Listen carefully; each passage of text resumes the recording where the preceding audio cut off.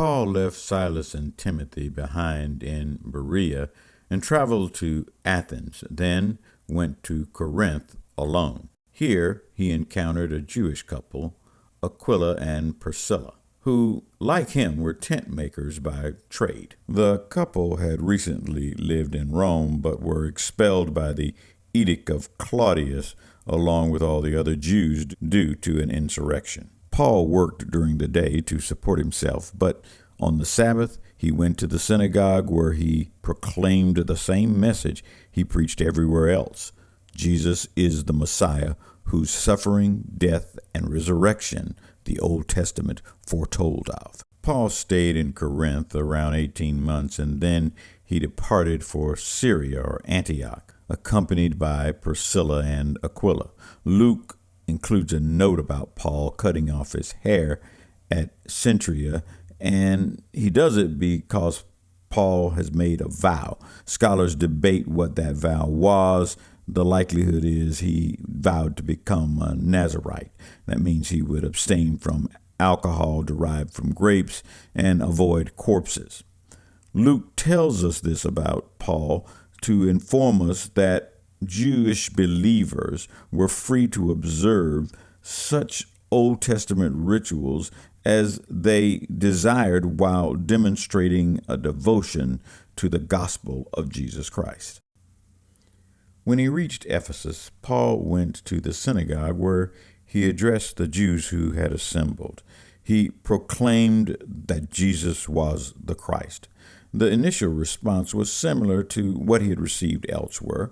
Paul was encouraged to stay longer so that he could fully explain his message, but he didn't agree to that. Instead, he promised to return if it was God's will. We can only surmise why Paul didn't stay in Ephesus to preach, but I gather that Paul was eager to get back to Jerusalem, and if that wasn't enough, Paul and Silas had been forbidden to preach the gospel in Asia, and that may have been weighing on him at that point. We see here how planting a seed works.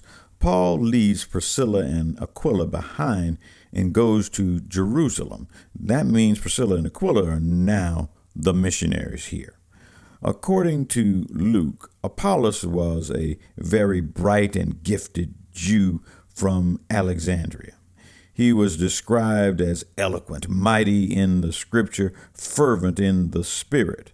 Alexandria was in Egypt. It was a great city filled with learned scholars. In fact, the Greek translation of the Old Testament was written there. Apollos was well trained, but even with his Old Testament knowledge and his gifted oratorical skills, Luke informs us that there were some gaps in Apollos' understanding of the gospel. He did not yet know that Jesus of Nazareth was the fulfillment of the Old Testament prophecies, the Messiah.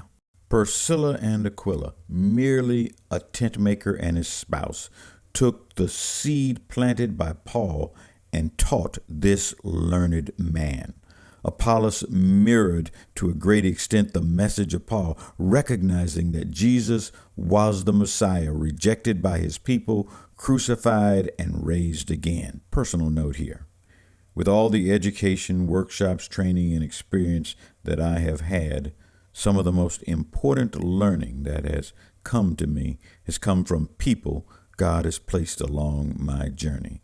Some not merely as well educated, some I just met because I had to change paths for some strange reason. Our lesson now turns to Romans.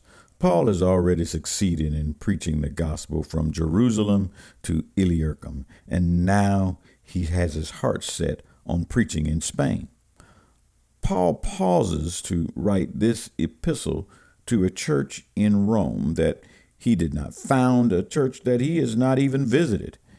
But in spite of all of that, Paul is able to greet many of these saints in his epistle by name. In verses 1 through 16 of chapter 16, Paul mentions 29 people, speaking about some of them with personal specificity.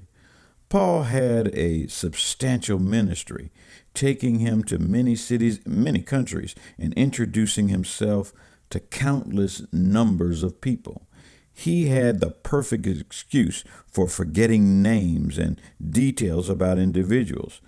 He was a busy and important figure in the early church, a successful man. But Paul approached his ministry, he approached his life and mission with a global vision for the church, and is introducing various missionaries so that they can be accepted and so that they can plant seeds and foster the gospel. His focus was not on him, his focus was on the mission. For Priscilla and Aquila, Paul is clearly telling of their close connections and his respect as he calls them co-workers, denoting them to be peers in this missionary field. Paul is a well-known leader in this Jesus movement, and so Aquila and Priscilla are being introduced not just by anyone, but by a major pastor or a bishop to a strange church. Paul is witnessing, he's verifying their strong faith, their courage in the face of danger, and the debt of gratitude the church, even the Gentile churches, owe to these missionaries. Here, Paul is making sure that Aquila and Priscilla can keep planting the seed of the gospel of Jesus Christ. That's the lesson for this week. Have a great week. Bye.